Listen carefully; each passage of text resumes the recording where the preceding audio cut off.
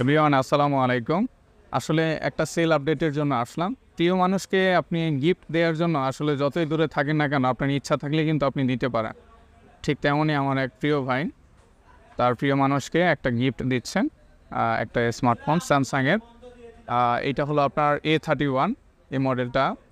তো এইটা আমি কুরিয়ার করব। সে আসলে বাংলাদেশে নাই, কিন্তু তার প্রিয় মানুষকে সে ওখান থেকে পছন্দ করে এই ফোনটা দিচ্ছে আমার মাধ্যমে।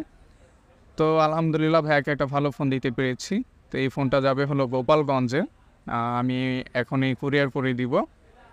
তো আমি আগেও বলেছি, যারা আপনার ফোন পছন্দ করবেন কুরিয়ারে কিন্তু খুব সুন্দরভাবেই কিন্তু আপনি ফোন নিতে পারবেন।